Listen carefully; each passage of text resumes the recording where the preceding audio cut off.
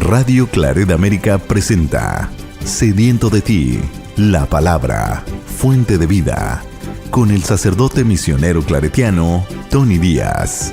Reflexiones diarias del Evangelio. Aquí iniciamos.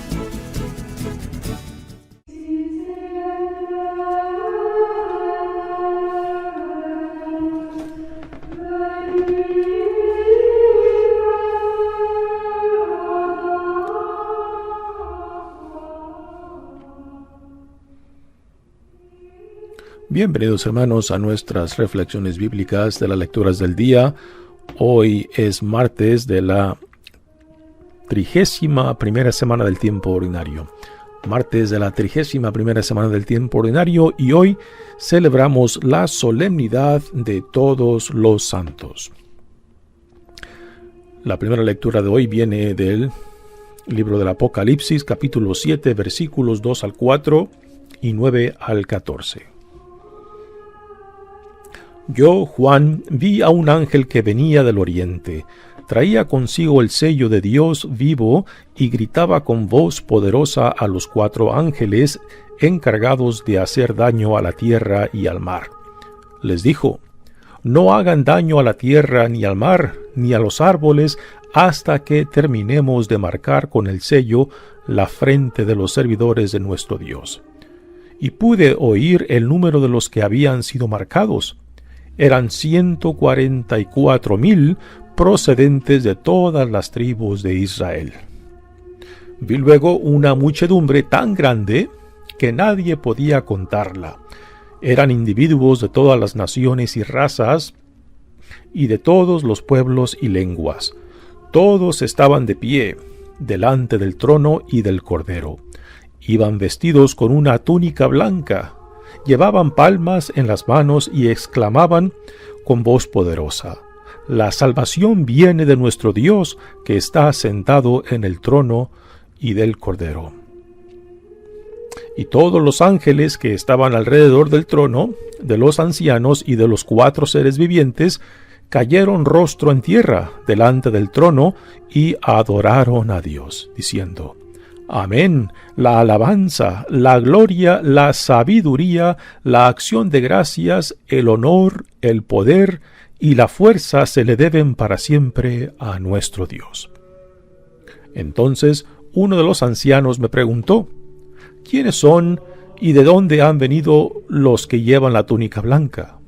Yo le respondí: Señor mío, tú eres quien lo sabe.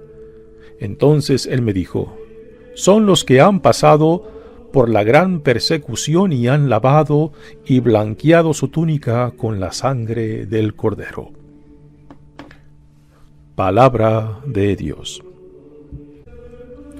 El salmo responsorial es el Salmo 23 y el responsorio es: esta es la clase de hombres que te buscan, Señor. Esta es la clase de hombres que te buscan, Señor. Del Señor es la tierra y lo que ella tiene, el orbe todo y los que en él habitan, pues él lo edificó sobre los mares, él fue quien lo asentó sobre los ríos. ¿Quién subirá hasta el monte del Señor? ¿Quién podrá estar en su recinto santo? El de corazón limpio y manos puras, y que no jura en falso. Ese obtendrá la bendición de Dios, y Dios su Salvador le hará justicia. Esta es la clase de hombres que te buscan, y vienen ante ti, Dios de Jacob. Esta es la clase de hombres que te buscan, Señor. La segunda lectura de hoy viene de la primera carta de Juan, capítulo 3, versículos 1 al 3. Queridos hijos, miren cuánto amor nos ha tenido el Padre, pues no solo nos llamamos hijos de Dios, sino que lo somos. Si el mundo no nos reconoce es porque tampoco lo ha reconocido a Él. Hermanos míos, ahora somos hijos de Dios, pero aún no se ha manifestado cómo seremos al fin. Y ya sabemos que cuando Él se manifieste, vamos a ser semejantes a Él, porque lo veremos tal cual es. todo el que tenga puesta en Dios esta esperanza se purifica a sí mismo para ser tan puro como Él. Palabra de Dios. El Evangelio de hoy viene de Mateos, capítulo 5, versículos 1 al 12. En aquel tiempo, cuando Jesús vio a la muchedumbre, subió al monte y se sentó. Entonces se le acercaron sus discípulos. Enseguida comenzó a enseñarles hablándoles así: Dichosos los pobres de espíritu, porque de ellos es el reino de los cielos. Dichosos los que lloran, porque serán consolados. Dichosos los sufridos, porque heredarán la tierra. Dichosos los que tienen hambre y sed de justicia, porque serán saciados. Dichosos los misericordiosos, porque obtendrán misericordia. Dichosos los limpios de corazón, porque verán a Dios. Dichosos los que trabajan por la paz, porque se les llamará hijos e hijas de Dios. Dichosos los perseguidos por causa de la justicia, porque de ellos es el reino de los cielos. Dichosos serán ustedes cuando los injurien, los persigan y digan cosas falsas de ustedes por causa mía. Alégrense y salten de contento, porque su premio será grande en los cielos. Palabra del Señor. Muy bien, damos comienzo a nuestra reflexión de las lecturas de hoy. Nuevamente les recuerdo que hoy estamos celebrando la solemnidad de todos los santos. Y aquí, en esta solemnidad, no simplemente recordamos a aquellos que han sido elevados a los altares por medio del proceso de canonización, sino el sentido de santos ya es un sentido mucho más amplio, puesto que hay una cantidad de hombres y mujeres que viven la santidad en el anonimato. Aquellos que se han consagrado a responder a la gracia de Dios, aquellos que han despertado a su realidad de saberse hijos e hijas amados de Dios y entonces buscan corresponderle a Dios al responder a esa gratitud de Dios, a ese amor de Dios, no solamente en su relación con Dios, sino también en su relación con el prójimo. En la primera lectura de hoy se nos presenta una visión de los cielos, del juicio final. No hemos de tomar las imágenes y palabras literalmente, particularmente de este libro Apocalipsis, puesto que juega con muchas imágenes y símbolos que es imposible tomarlos literalmente. Y a últimas, lo que nos presenta aquí es una visión celestial, de la corte celestial, donde están presentes una cantidad inmensa, no simplemente los 144,000 que representan un número ideal, un número pleno. No es un número que debe tomarse literalmente, puesto que es un número simbólico, el número 12 multiplicado por sí mismo y después por 1000, que representa la plenitud de aquellos que han sido llamados por Dios. Y después menciona esa cantidad de personas que van vestidas de blanco, que dice la lectura que no es un número tan grande que no se pueden contar, ¿no? Se vi luego una muchedumbre tan grande que nadie podía contarla. Esto no son los 144,000. O sea, por eso es imposible tomar ese número literalmente, puesto que no representa un número específico, sino un número inmenso de todos aquellos que forman parte de la corte celestial de Dios.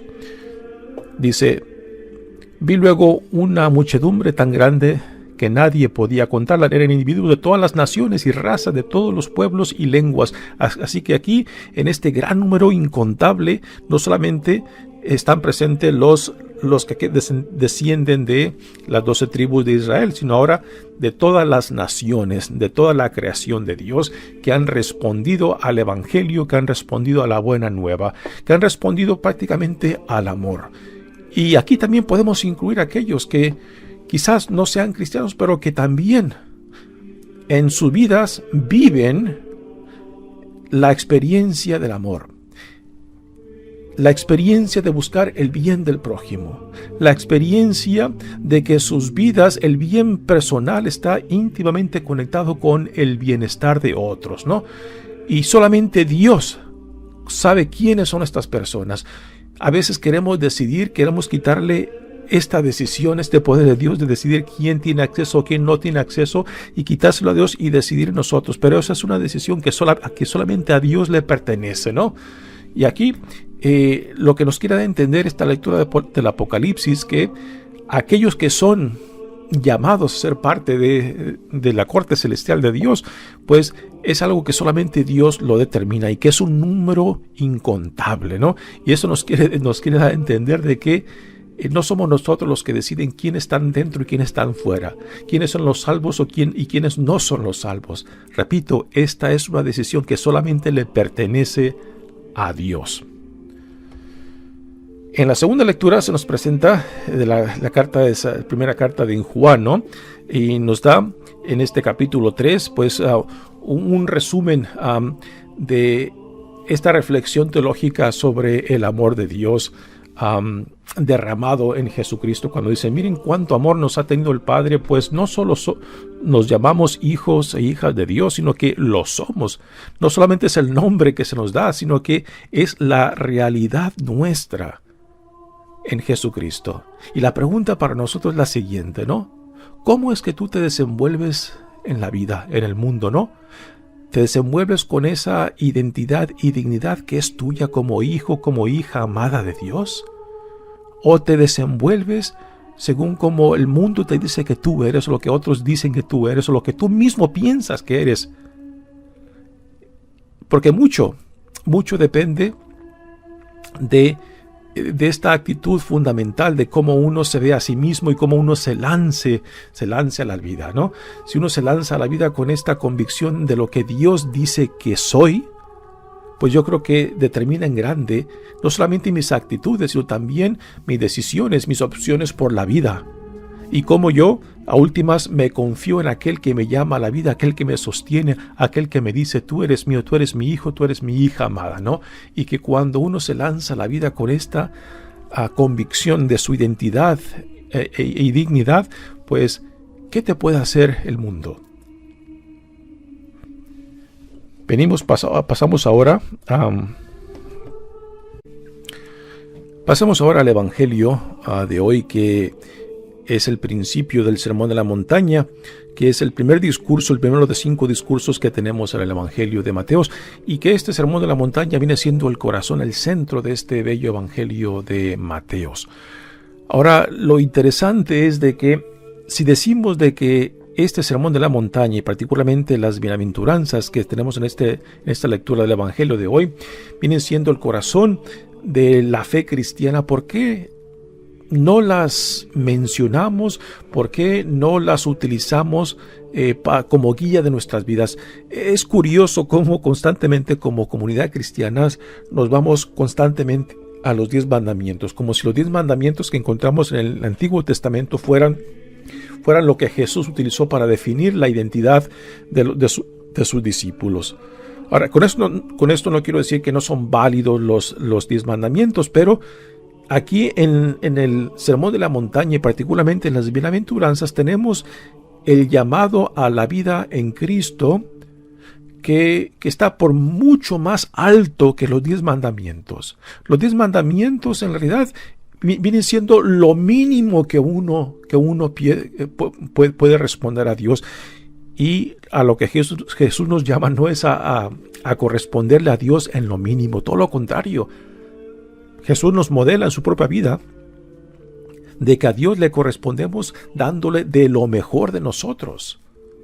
Y las bienaventuranzas que tenemos aquí pues definen la vida de aquellos hombres y mujeres que han respondido a la gratitud de Dios, que han respondido a la generosidad de Dios al comprometerse a esa nueva dignidad e identidad que Dios en Jesucristo le ha dado al ser llamados hijos e hijas amados de Él. Y repito, qué tristeza de que le damos tan poca importancia, tan poco énfasis a estas enseñanzas que son centrales no solamente a la vida de Jesús, sino a la proclamación del reino. Estas bienaventuranzas definen quiénes son los hijos e hijas de Dios, quiénes son aquellos llamados a la santidad. Y por santidad, por santos, no simplemente nos referimos a aquellos pocos selectos que son llamados a una forma de vida que está reservada para algunos cuantos. No. La santidad es el llamado para todos los cristianos, para todos aquellos que responden a la gracia de Dios. Y por santos se entiende aquellos que son llamados y que son sacados del mundo, pero no para ser aislados, no para ser separados del mundo. No, son llamados y separados para después ser reinsertados en el mundo como testigos de Dios mismo, para que también otros lleguen a conocer a Dios y al conocerlo amarlo y al amarlo servirlo, ¿no? Este es el sentido de la palabra santos, que es una palabra que encontramos mucho en las cartas de San Pablo cuando llama a los santos de X comunidad, ¿no? Y con eso Pablo que se refiere de que han sido llamados, han sido sacados del mundo para que sean reinsertados en el mundo como una nueva creación en Cristo, es ser testigo de lo que Dios en Jesucristo está llevando a cabo en el reino ya presente entre ellos. Y aquí en estas bienaventuranzas pues tenemos los ideales de lo que significa ser un hijo, una hija de Dios. La palabra que utiliza aquí esta traducción en la lectura de este Evangelio de Mateo es dichosos. Algunas otras traducciones utilizan bienaventurados, ¿no? Y el sentido es de que dichoso o bienaventurados son aquellos que por la pura gracia de Dios han sido reconciliados, han sido perdonados, se encuentran amados, se encuentran sanados, de que no es nada que ellos han ganado, no es nada que ellos han meritado para saberse dichosos o bienaventurados, ¿no?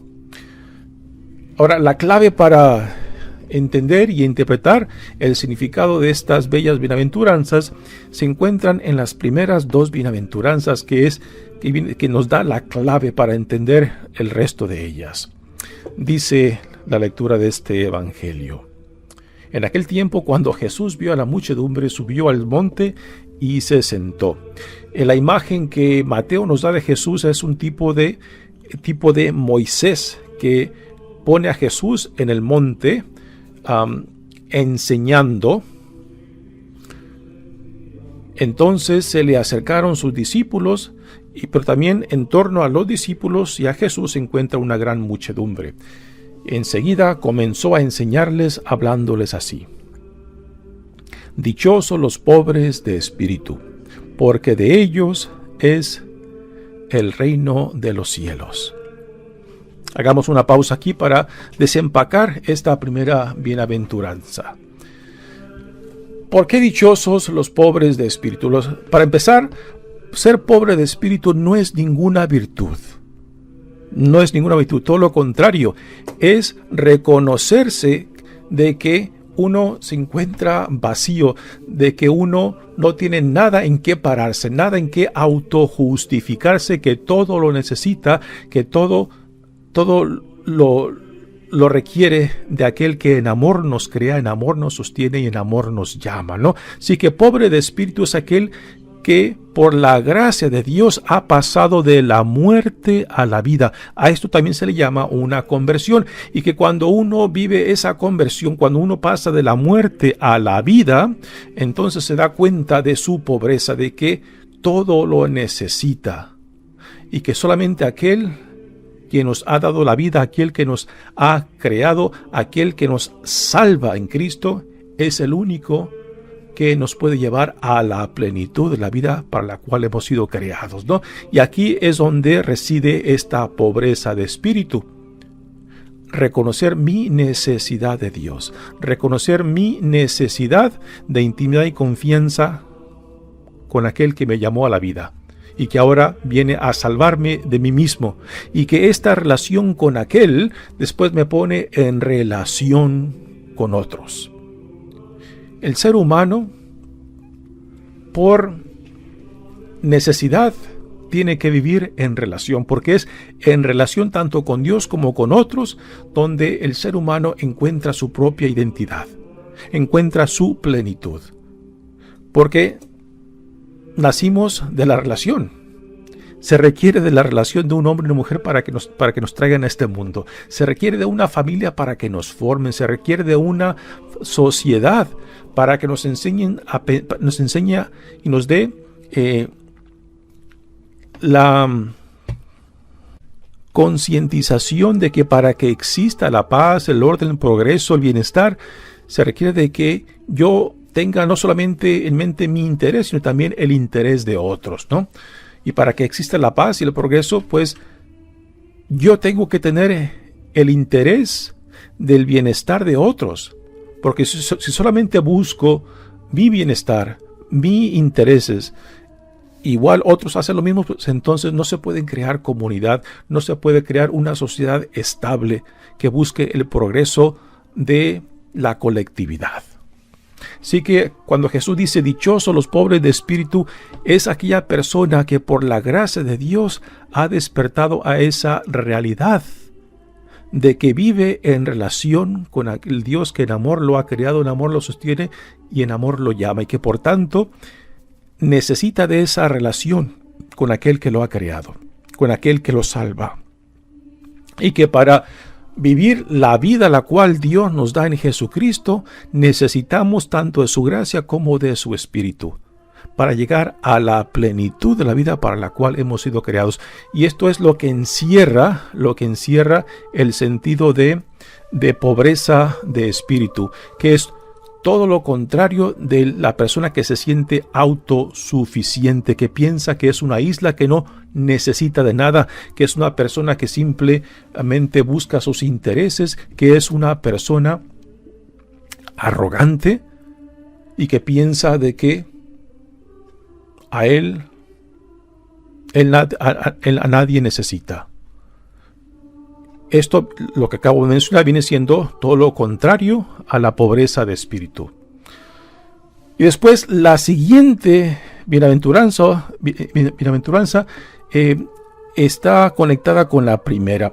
Hay algunos comentaristas que nos dicen de que estas 8 bienaventuranzas están compuestas por 4 pares, así que la 1 y la 2 viene siendo el primer par, la 3 y la 4 es un segundo par, y que están estos pares conectados uno con otros.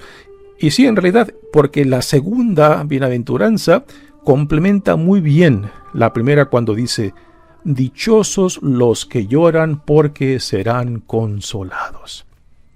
Es una bienaventuranza muy interesante. ¿Por qué? ¿Por qué son dichosos los que lloran? Y si lloran, ¿por qué son dichosos los que lloran? ¿Y por qué si lloran son dichosos? O sea, hay cierta contradicción en la bienaventuranza, ¿no? ¿Y a qué hace referencia entonces los que lloran? ¿Por qué están llorando? ¿Por la ausencia de algo, por la pérdida de algo o de alguien? No es tanto eso, ¿no? Dichosos los que lloran porque al darse cuenta de su pobreza espiritual, de que todo lo necesitan y todo lo requieren en su relación con Dios y con el prójimo, entonces ahí se dan cuenta de que esa necesidad está impedida por el pecado.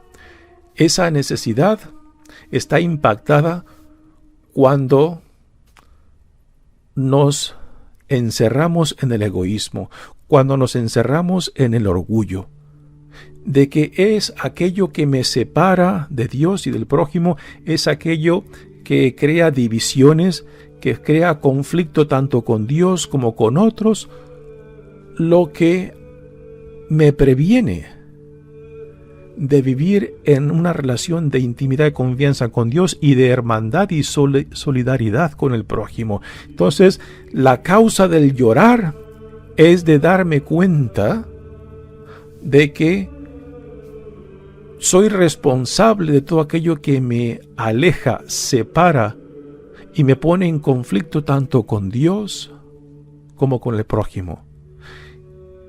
Este es el llorar. Este es el llorar de mi pobreza. Pero este llorar es una realidad agridulce, en la cual uno reconoce de que sus pecados, aquello que uno contribuye para que impacta de una forma negativa en mi relación con Dios y con el prójimo, de que esto produce la enemistad, produce el conflicto con Dios y con otros. Esta es la parte amarga, ¿no?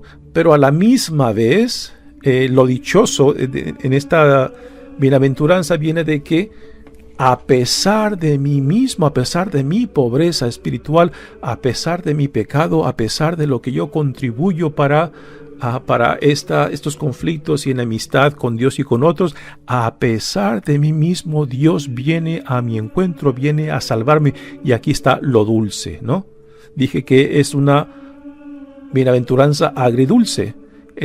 Por una parte, el llanto de reconocer el dolor que causa mi pecado, mis ofensas, mi rechazo, mi orgullo, todo aquello que impacta y daña mi relación con Dios y con el prójimo, pero que a la misma vez, a pesar de mí mismo, aquí es donde entra lo dichoso, lo bienaventurado, que a pesar de mí mismo, Dios viene a mí, Dios viene a nosotros, Dios viene a salvarnos de nosotros mismos, para decirnos: a pesar de ti mismo, tú tienes acceso a Dios.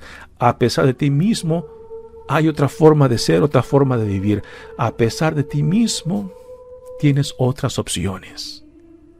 Y esta es la experiencia de saberse uno amado, perdonado, reconciliado, sanado. Por eso, el que llora, por una parte llora por sus pecados, por sus ofensas, por lo que ha rechazado a Dios. Ese es el reconocer cómo mis acciones, cómo mis opciones, cómo lo que yo he contribuido para vivir en enemistad y conflicto con Dios y con otros ha dañado mi vida y las vidas de otros. Este es el llanto. Pero, a pesar de mí mismo, Dios ha venido en busca tuya, en busca mía, en busca de nosotros. Aquí está la bienaventuranza, lo dichoso. Así que cuando uno reconoce su pobreza de espíritu y se da cuenta del remordimiento, del llanto, ¿no? de sus ofensas, sus pecados, de todo aquello que impacta y daña la relación con Dios y con el prójimo, pues esto produce esta experiencia de gozo, de que a pesar de mí mismo, Dios me salva, Dios me ama, Dios me perdona. Y esta es la experiencia de los hijos e hijas de Dios, de los santos, aquellos que han vivido esta experiencia y que cuando la viven en carne propia, entonces es cuando se despierta en ellos el deseo de hacer con otros según lo que Dios ha hecho con ellos. Por eso San Pablo nos recordará que la salvación es una gracia de Dios. La salvación es una gracia de Dios, no es algo que uno ha conseguido, no es uno ha ganado, ha meritado. Es algo que Dios, por la pura iniciativa de Él, por la pura gracia de Dios, viene y nos salva de nosotros mismos, ¿no? Por eso, estas bienaventuranzas están fundadas en esa experiencia fundamental de que todo cristiano necesita, de saberse amado, de saberse perdonado, de saberse reconciliado, de saberse sanado por la pura iniciativa de Dios. Esto es lo que lo hace a uno dichoso. Esto es lo que, a pesar de nosotros mismos, nos da acceso a Dios, aun cuando no lo hemos ganado o meritado, ¿no? Por eso se nos dice dichosos, por eso se nos dice bienaventurados, porque a pesar de ti mismo, mira lo que Dios en Jesucristo ha hecho por ti, ha hecho por nosotros, ha hecho por el mundo. Entendiendo pues estas primeras dos bienaventuranzas, entendiendo la pobreza de espíritu, de que por la gracia de Dios pasamos de la muerte a la vida, y que al despertar a esta nueva realidad en Cristo, pues nos damos cuenta de que todo lo necesitamos en nuestra relación con Dios y que aparte de Dios no podemos conseguir nada, ¿no? Y que esta nueva realidad que nos despierta a nuestra pobreza espiritual también nos pone un espejo enfrente que nos dice, sí, este eres tú, estas son tus bajezas, esto es lo que tú has contribuido a tu enemistad, tanto con Dios como el prójimo, pero mira, a pesar de ti mismo, a pesar de tus ofensas, tus pecados, de tus rechazos, a pesar de tus sinvergüenzadas, Dios ha venido detrás de ti. O sea, esa es la parte de los que lloran sus pecados, sus ofensas. La parte también que mencioné que es agridulce, ¿no? Esta es la parte agria y la parte dulce, de que a pesar de mí mismo, a pesar de nosotros mismos, pues mira, Dios viene a nosotros en Cristo. Si podemos entender estas primeras dos bienaventuranzas, entonces el resto ya encajarán muy bien en cómo bajo esta base fundamental de la gracia de Dios, del amor de Dios, de nuestra pobreza espiritual y del reconocer lo que uno ha contribuido a esa enemistad y que a pesar de nosotros mismos, Dios viene para salvarnos. Esa es la clave para poder después entender el resto de las bienaventuranzas, cuando dicen dichosos los sufridos porque heredarán la tierra. Dichosos los que tienen hambre y sed de justicia, porque serán saciados. Dichosos los misericordiosos, porque obtendrán misericordia. Dichosos los limpios de corazón, porque verán a Dios. Dichosos los que trabajan por la paz, porque se les llamará hijos e hijas de Dios. Y todas estas, todo el resto de las bienaventuranzas, pues están basadas en estas primeras dos bienaventuranzas de nuestra relación fundamental con Dios, de que por la pura gracia somos lo que somos, el pensamiento que San Pablo trabaja en sus cartas. Mi nombre es Padre Tony Díaz, misionero claretiano, que Dios los bendiga. Radio Claret América presentó Sediento de ti, la palabra, fuente de vida. Sus comentarios son importantes. Contáctenos en radioclaretamerica@gmail.com.